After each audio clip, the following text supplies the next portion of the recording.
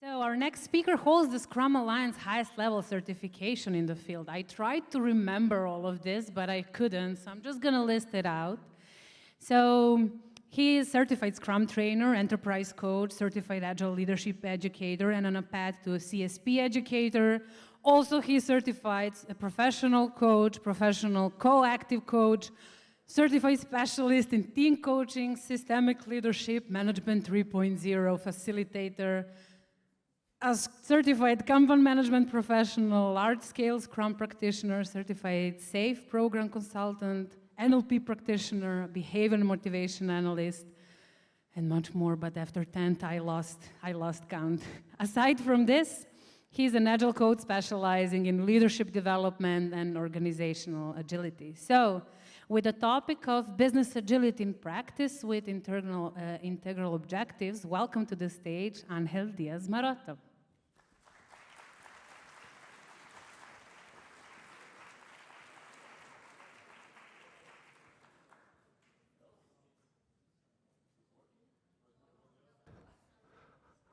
Okay, now it is. Thank you. All right. So, I have to be honest to you guys. I had the presentation for this talk, and yesterday at about 11 or midnight, decided to change everything. I will explain you why. It's because the topic is very philosophical. It's very interesting to me, but something that I learned is that you have to speak for the ears that are listening to you, not for your own ears. So for me, it might be very interesting, this philosophical topic, but I know that for you guys, maybe you want to have something more practical, something that you can apply. So yesterday I decided to make it more practical, make it more accessible, and the challenge is that I will give you 3 instruments at the end of this talk. The challenge is that you can at least try one of them. Yeah? If you don't know how to try it out after this talk, please catch me in the corridor and ask me how. Sounds good? Yeah? It's going to be very practical. I will give you, though, some instruments so you can investigate more if you want to get into the philosophical part. Then, to start with the topic, I will share with you the story that get me or inspired me into delivering this talk. In 2009, I was working in a bank that is called ING in Spain, in the Spanish branch. And at the time I started, not as a consultant, but as an employee, to make Agile happen in the company. So everybody kind of knew that I was the Agile guy, yes.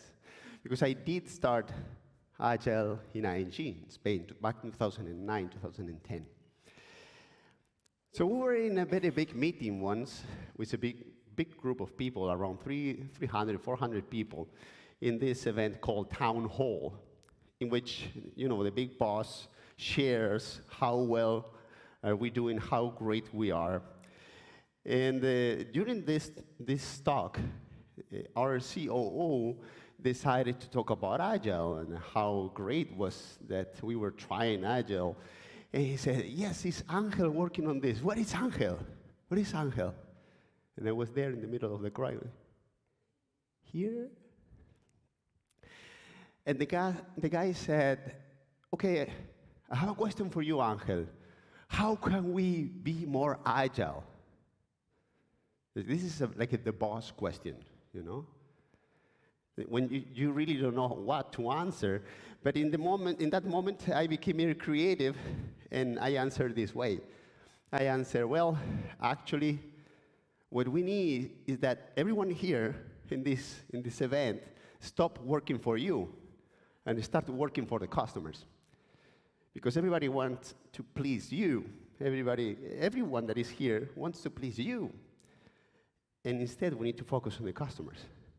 And everybody was looking at me like, this guy is crazy. Well, actually, no, I was not crazy. I didn't have a mortgage. And so that's why. Now it's different.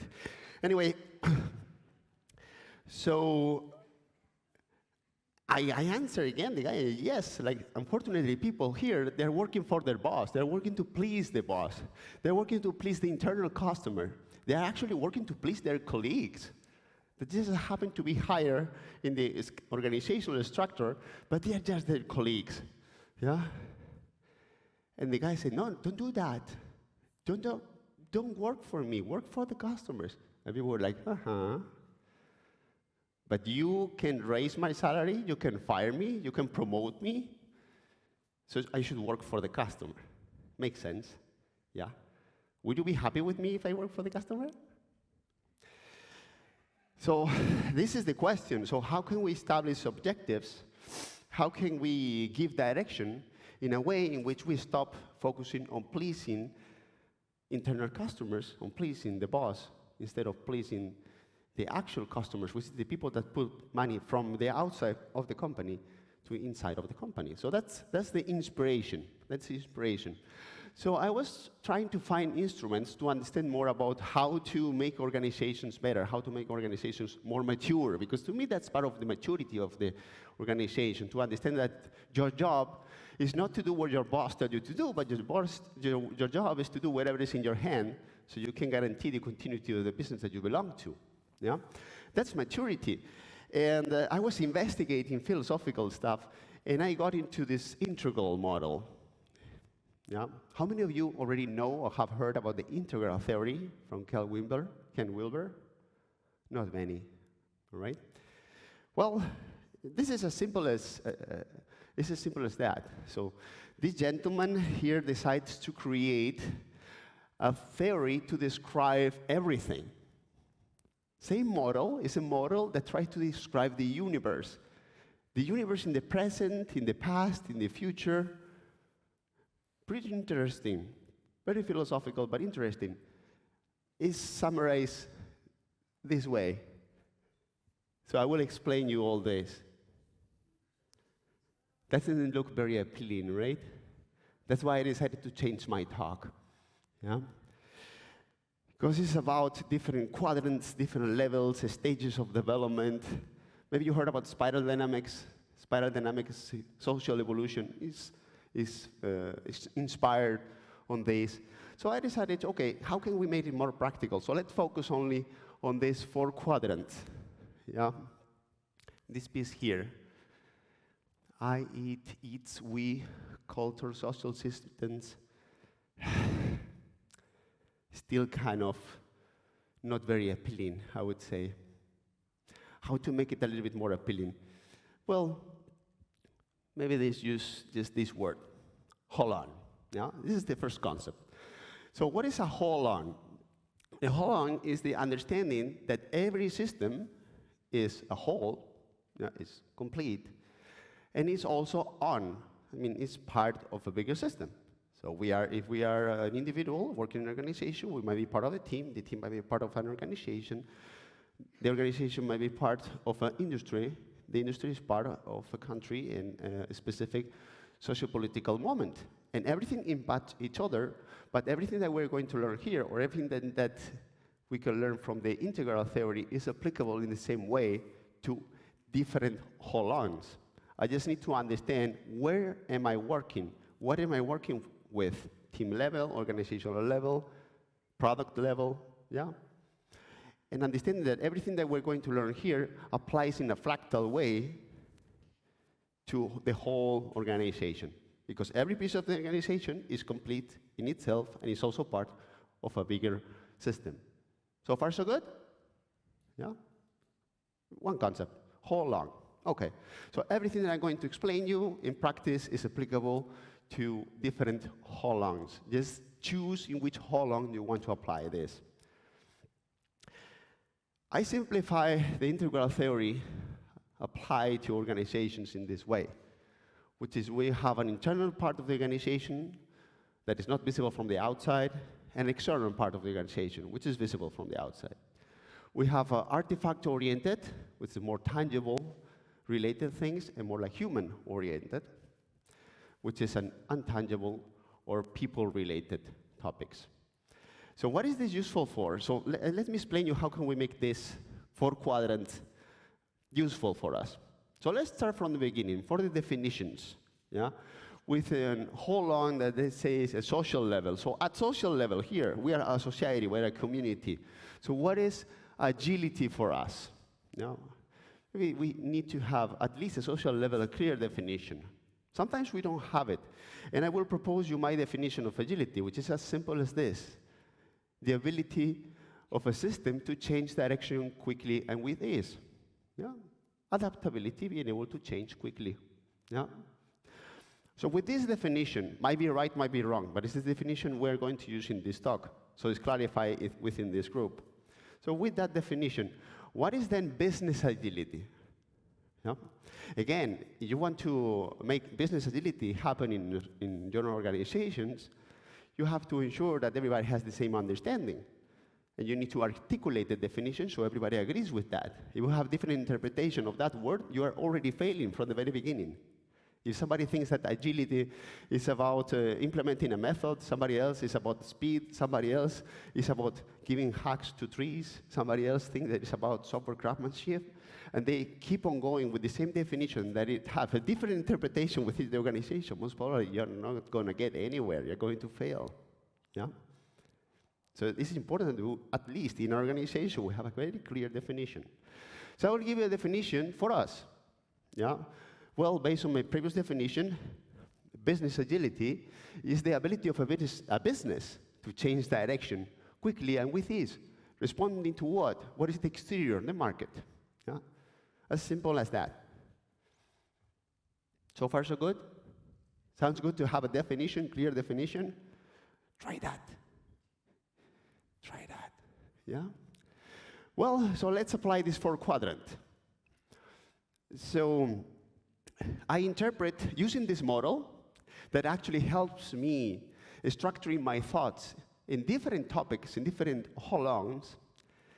It also helps me understanding what is business agility and creating a model for my own company or for the customers that I have, which is for an organization to be agile, we need to first be operationally agile. What does it mean? Well, it means that in the way in which we create and deliver products and services is capable to adapt and change direction quickly and with ease.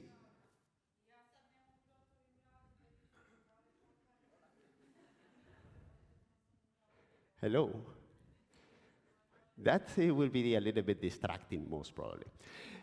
Anyway, so for an organization to be agile, it also needs to be financially agile, which means we need to be able to use our financial resources in a way that allows us to change direction quickly and with ease. So if our operations are very agile, so we can change from product to product, we have short iterations. But instead, it takes us 3 years to approve some budget to get this small change to happen or to get a new team. We're not going to be agile. We're not going to be responsive. Why? Because we have that problem in the financial aspect of the company. Yeah? That's why if we want to get involved into the agile or the business agility, right? The agile, the agile movement into an organizational perspective, we do need to learn about finances also. Another aspect to consider is the market position. In order to be agile as an organization, also our market position needs to be agile.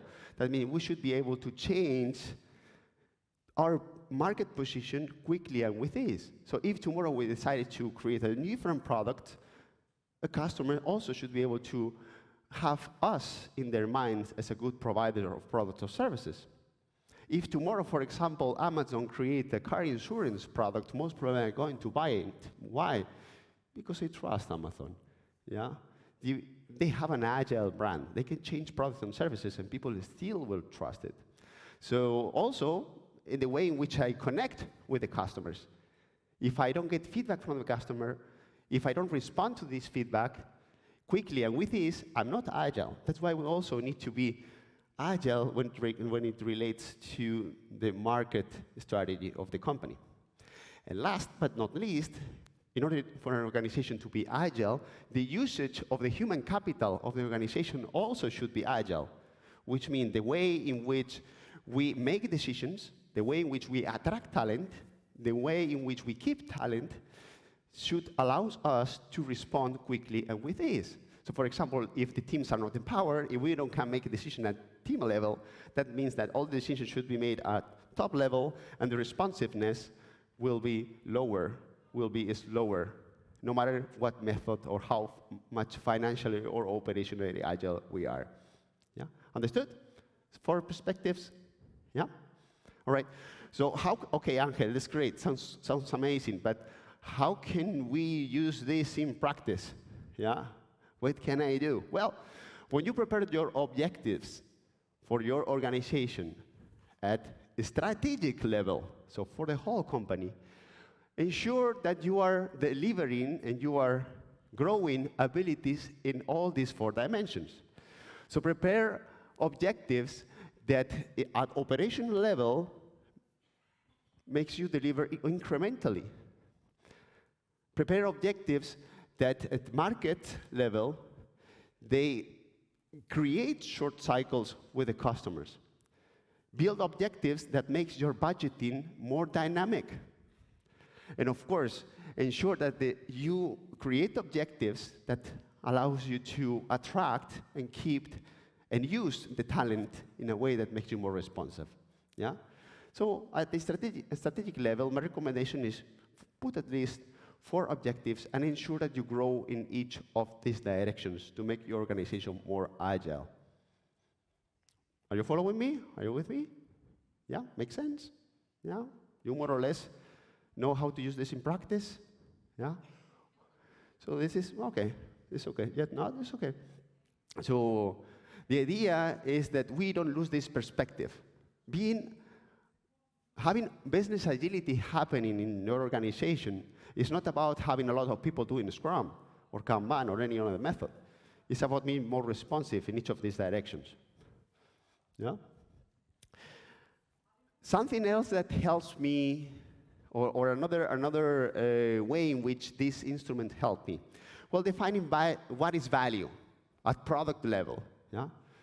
We said that, yeah, in Agile we deliver value, we want the Scrum to help us deliver more value. How many times have you heard about value, right? But what is value? Because value is subjective. I mean, if you go in the street and you see some glasses in the floor and you take them and they're not your glasses, you say, okay, this is garbage, yeah? There's no value.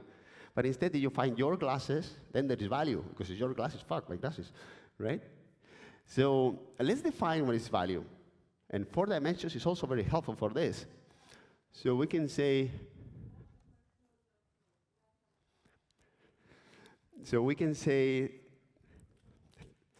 sorry, this is distracting, very distracting. She can say, okay, so what is value? When we build a product or a service, we can build it for 4 different reasons.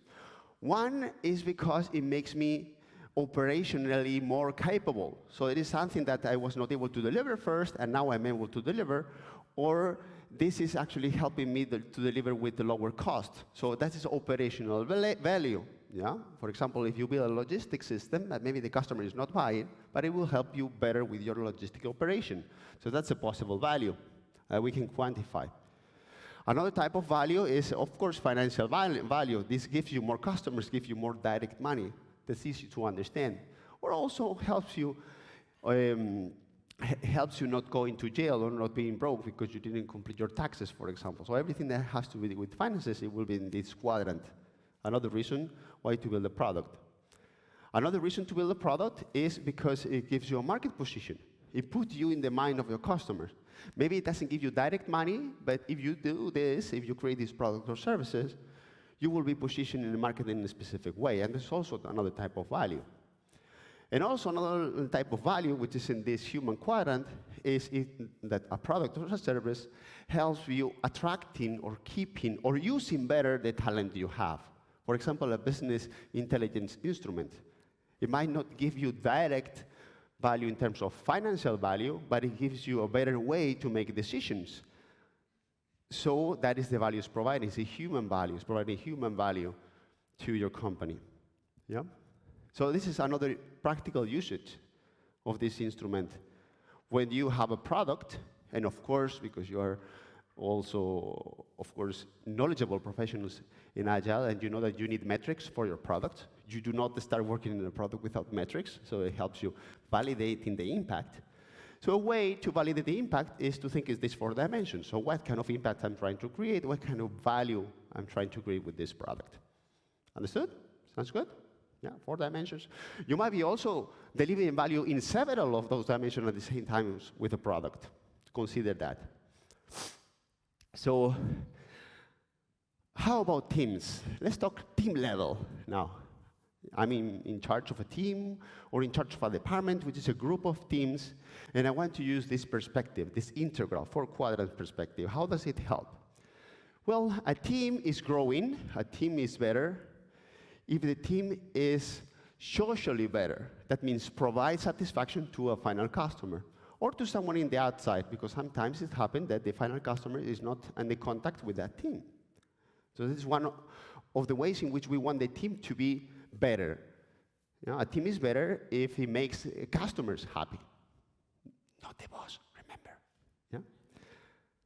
Team is better also if they deliver better, and they deliver faster, and they deliver every time in a more effective way. A team is better if a team is self-demanding, which is the behavioral part. Of course, we want team to deliver and also make somehow the boss happy also. Also, not only, also, right? The team is better also if it's culturally better. That means create better interactions. They help each other. They teach each other. They have a sense of identity. The team becomes stronger. So my team is better if I'm, as a team member, making happier my colleagues in my team. So my team is happy. So we have a customer happy, we have a boss happy, we have my colleagues happy. Who's missing? Me. Yeah? A team is better if each of the individuals becomes individually better, improving, growing, learning individually on the goals that they set to themselves. So a team is better if all the individuals are a bit better. So if I'm happy, boss is happy, customer is happy, and my team members are happy, everybody's happy. Yeah, so this is the idea. Integral perspective. Integral perspective. Don't leave anyone outside. The good news is that we have instruments that allow us to change goals frequently, like OKRs, for example. So we can use these 4 dimensions, but make them moving and changing on time in a way that it adapts and continue growing, whilst I keep an integral perspective. I don't let anything outside. So I recommend 4 goals and not leaving any of these dimensions outside. Because if you focus, for example, too much on what you deliver or too much in the customer, you might leave outside the fact that people are unhappy, or might leave aside the fact that people are not cooperating with each other, which is also long-term really bad for your team performance. So in practice, Angel, okay, at team level, which objectives should I set? Well, let's say it depends, to, or better, with my team, yeah? Well, I recommend to do this same question. So how do I contribute to others as a team member? How do I contribute to myself? How do we contribute to our customers? And how do we deliver what we're asking to deliver? In practice, it will look something like this. You set one intentional goal when every individual in the team will set a goal for themselves or their own improvement. As a professional, of course, it's not that, okay, my goal is to learn how to cook sushi. Yes, but you are a software developer, so what's the point? No. So something related, yeah? Related to the company alone, yeah? So the question is how this thing that you are learning is going to contribute to the higher scale objectives that we set before in the human, operational, etc., right? So in the same way, we are going to measure how are you contributing to the rest of the team in a way that your team put a goal to the other team members and say, this is the way in which I want you to contribute to us. For example, by teaching us how to do this, by doing more pair programming or more mock programming, or by learning how to do something and then teach to us. Or so how are you contributing to the rest of the team? It's a goal that is set by the team to each of the individuals. Another goal is, of course, set by the company's directions and is deployed to us through our boss, which is also those goals are very plausible and important, which is this is what we expect you to deliver as a team. And this is going to be the behavioral goal. And the other goal is the one that is set by our customers, or by the one representing our customers. So how we're going to contribute to the happiness or to the needs that our customers have. Yeah? So my recommendation is to set these 4 goals in these 4 ways, or these 4 objectives. And this is another question that I had when I was working in ING, and I had later in another customers, which is, well, if we set goals at team level, nobody's going to take responsibility individually. But if we set goals at individual levels, nobody's going to be willing to contribute to the team. Yeah? So what to do? Well, the recommendation might be let's have half and half, like 2 and 2. The one on the top to be a team-level evaluation, and the one on the 2 on the bottom, an individual-level evaluation. This is my recommendation. So this will work this way if, for example, you decide to use OKRs. Yeah? 4 objectives, 3 key results, but each of these in a different perspective to ensure that you create an integral growth in your team. So you don't leave any aspect outside. Yeah? Understood? How does it work? This is as simple as drawing 4 quadrants. No more, no less. I'll get some water.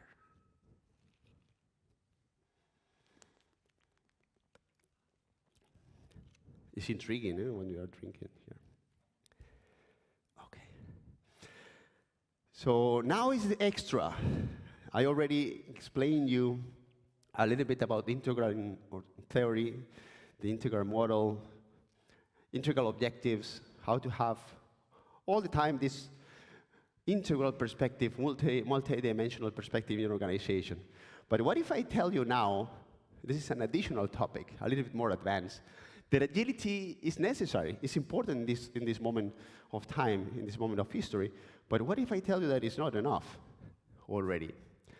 So we are already seeing that frequent disruptive change is a new normal. Yeah?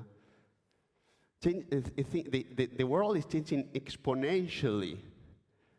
We have crisis, we have pandemic, we had war. So a lot of things are happening. And we are here talking about Agile because creating products became very accessible. So the fact that it's very accessible to create a new product means that there is a lot of competition, and therefore either you adapt to the new competitors, either you adapt to the new needs in the market, or you're going to disappear. This is why we're talking about Agile, because now we have a new product every minute. We have, though, people or businesses that get into the market and change completely the rules of the game, such as Uber, or such as Netflix, or such as Amazon. So we have these companies that, in my opinion, are coming every time more frequently to the market. So it becomes easier not only to create a new product, but to be disruptive in a market and endanger the whole business domain. This is also accelerating. That's why agility, the ability to respond to changes, when you decide to respond, is not enough. Now we need the ability to respond when you don't decide to respond, or either you respond or you disappear. This is the new reality.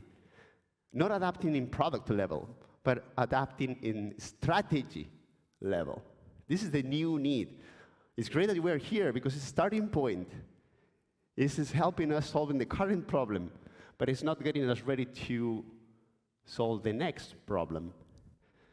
So what is the next problem? And how are we going to respond to this? Well, the next problem is situations or scenarios that can potentially destroy our business. And for that, we need this new ability. So far, we work first on quality. Yeah? It was a moment in the industry in which we put a lot of attention on quality, and we got good at that. Later, we put a lot of attention on efficiency, on lean, on how to be more productive, and we got pretty good at that. And now we're here talking about adaptability, how to respond to changing. And we are learning, some, they're getting good at that. The question is, are we good at resilience? Are we good at responding to the impossible? Or maybe not yet. For sure, you need to be agile before being resilient. If you're not able to respond when you decide to respond, even less when you don't decide. So agility is a prerequisite. Agility is an instrument that we will learn and we will grow to have a new ability. So what is resilience? Well, resilience, in my definition, is the ability to adapt to a disturbing agent or an adverse state of situation. And business resilience is the ability to adapt and respond to these disruptions while safeguarding people and assets and maintaining the business operations. Yeah? So when after a crisis you are still alive. This is business resilience. And this is the next ability. I believe that in a couple of years we'll be maybe in conference talking about resilience, how good we are responding to the uncertain.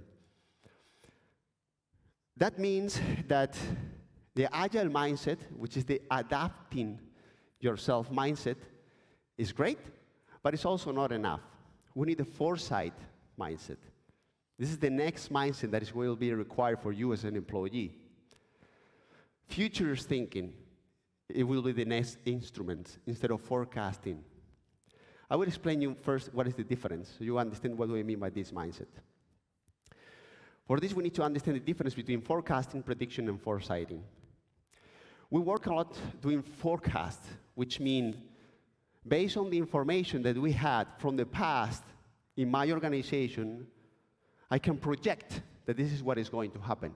So we do a lot of this. We are good at this. Standardization is here. It's in this dimension, forecasting. We tend to forecast. If we apply Scrum, we expect to get this result.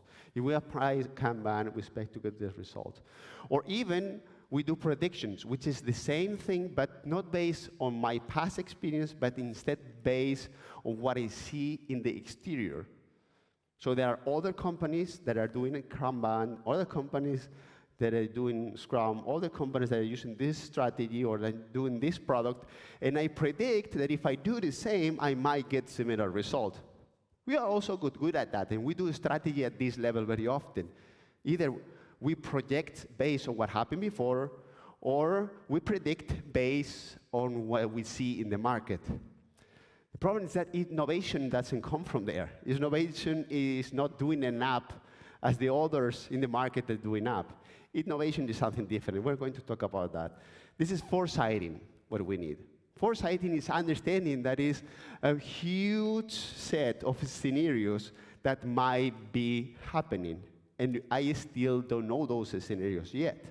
And even though, of course, I can't predict the future, I can try to at least understand these possible futures so we can get instruments that will make me more capable to respond if those scenarios or similar ones happen. Is this understood?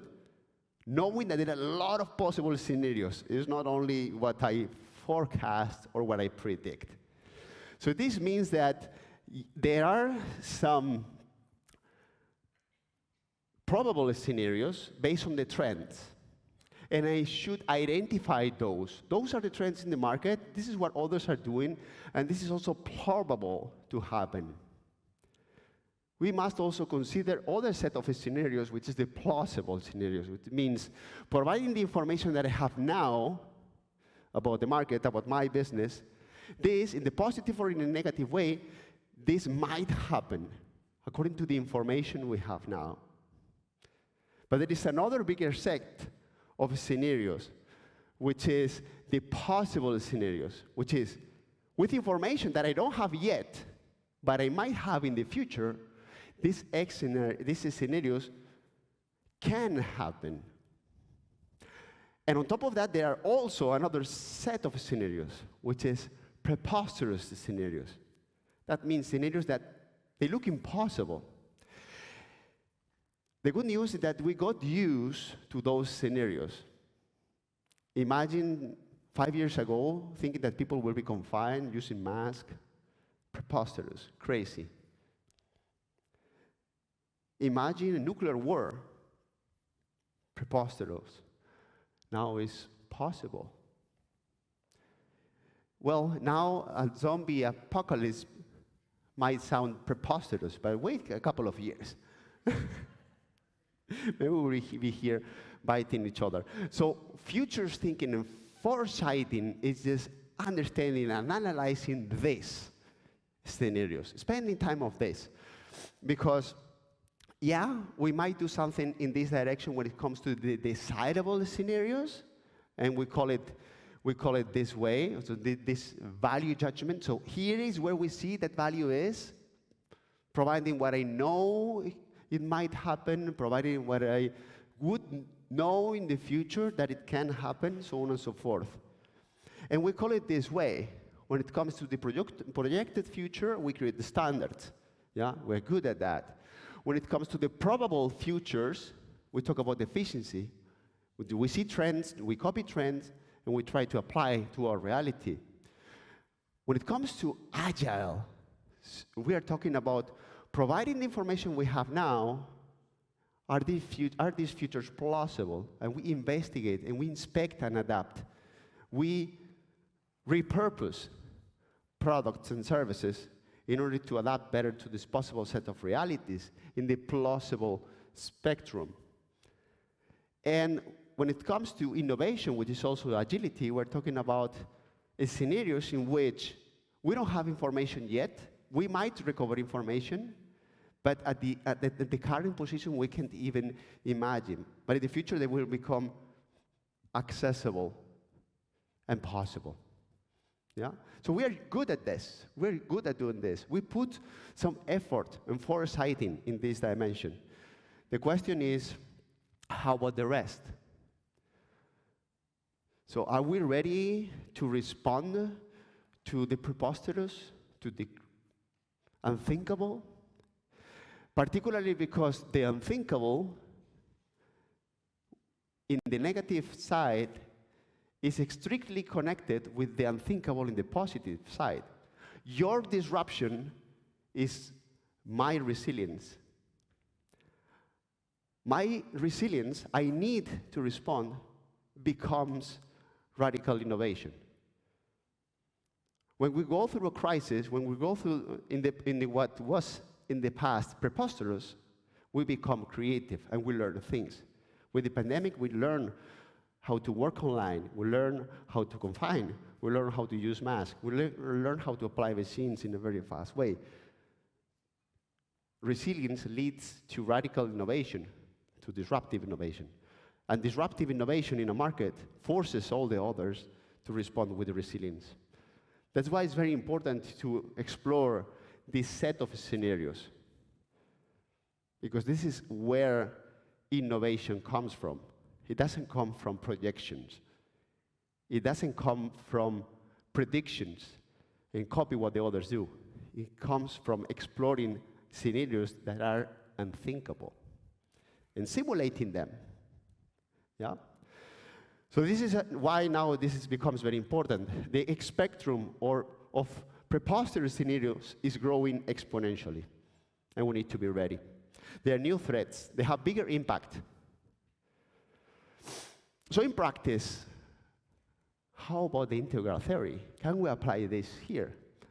Absolutely yes, in the same way. So a company is resilient when there's operational resilience. So when there is a crisis, they have instruments to change the operation to respond to the crisis. A company is resilient when they have financial resilience. I mean, they have financial health. They have money to absorb the crisis and to invest when in crisis. A company is resilient when the human capital is resilient. That means when in trouble, people are not going to leave the organization or update their profiles in LinkedIn, but they are going to do the extra mile and help the company surviving. And a company is resilient if the market position is resilient. That means customers are also going to love the brand even if the brand needs to change direction. So we can use exactly the same instrument. How to build this in practice? As I said, just run crisis simulation. Choose a scenario. There are a lot of ways to do this. For example, you can do scenario planning, or you can just write the business model canvas of your company and take one post-it off and ask, how would you respond to that scenario? So you can run crisis simulations and then use that learning. So this is a small model that I created to run crisis simulations and build business resilience. But this is for next year. This is for next year, Tom. It's just to get you excited about the topic and thinking for 1 year about how to apply this, make you curious. Yeah? So for the next talk, I will be talking about this. Well, it's basically about preparing a scenario, defining the scenario, respond in a sandbox, in a control environment to that scenario, evaluate what did you learn, and then decide what to implement now and what to implement just in case the crisis materializes. Something that, for me, is very important that you get is at least the understanding of how important it is in your company to be ready for this set of scenarios. Because business resilience is a key factor in your corporate strategy. Yes, business agility is very important, but business resilience is becoming even more important every time.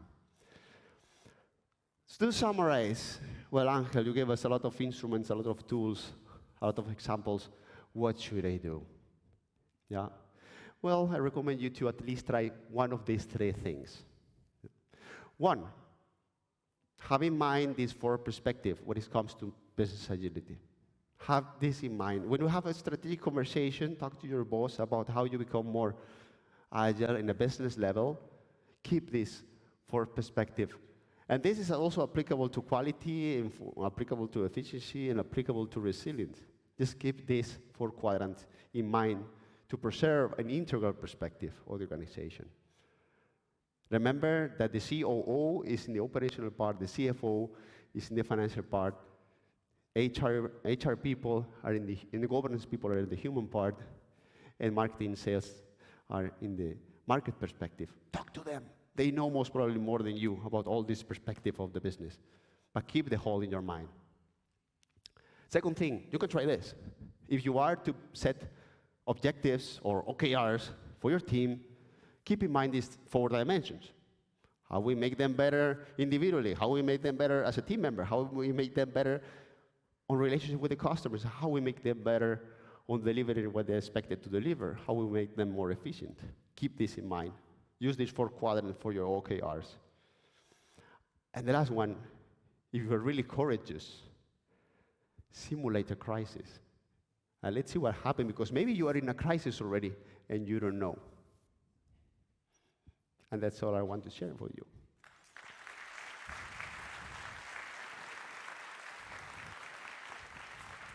Thank you very much. Sorry for that interruption. We had a person It's okay. stuck in the balcony, but everything was fine. Okay, so can we pull up the questions? I saw one so far. Maybe you can use this time to ask a question to Angel. Let me check if there is nobody backstage. I have my trusty phone here.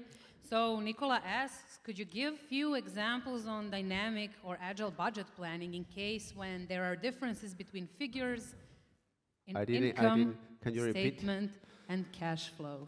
Could you give few examples, few, not only one, dynamic agile budgeting planning in case where are different between figures in income statement and cash flow? That's a tricky question because I don't see the connection between a difference between the cash flow and a balance sheet and how you have prepare the corporate governance structure or strategy for finances. It's 2 completely different things. So one is your financial strategy, your governance strategy. You can make it dynamic. For example, planning like 3 monthly or quarterly instead of planning in 3 years or several years. And another thing is how you make visible and transparent the numbers. Yeah, that in the company is public, that might be even illegal. Yeah, there's some control on that. So I would just call the police in that case. Well, not the police. Okay, but there's different. Okay, there's one thing is the corporate governance strategy. Another thing is how you use these numbers for your investors, for your shareholders, or also for your internal corporate governance, of course. Yeah. Thank you. Any questions from the audience? No. Okay.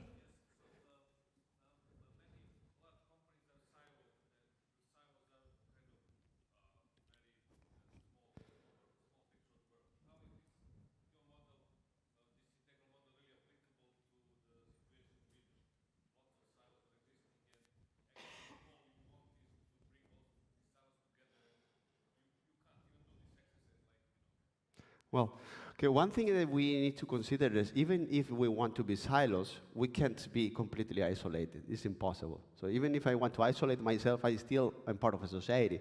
Yeah? And still I'm going to be impacted. I was impacted by my growth. I have my parents, so it's already impacted me.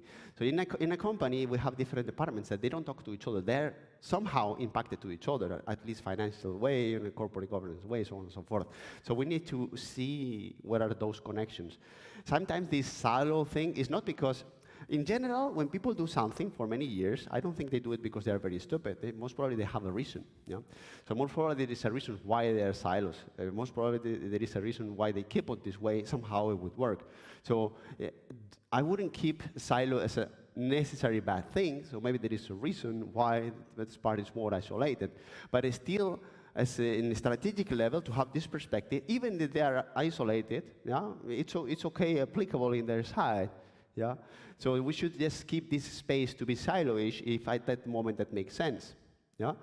So I wouldn't like to force people or organizations to do something before they understand the importance of doing it. So in that case, I will keep the silo, I keep this instrument just as a way to understand what is this silo taking us. Yeah? If this place is negative, people most probably will make a decision to change it. Yeah? To respond to you in a nutshell, there are more elements, but... One more. Coming from Biljana, what quadrant to start first? And would you recommend to have external consultant? Well, actually, it's not about what quadrant. It's about how long. 4 quadrants, but how long? Should I start at product level? It's okay, it's possible. Should I start at team level? It's possible. It might make sense, try it out. Should I start at organizational level? Well, why not, if the message is understood? Yeah? Of course, it depends on in which position you are, what is the size of your business. Yeah? Of course, try first small. Yeah? Try first team level, product level, so you understand at least the 4 quadrants, but do not start with 1 quadrant. Otherwise, you lose the integral side of it. Is this understood? Choose the whole long, not the quadrant. Thank you very much. This was very insightful, and thank you for being with us today. Thank you.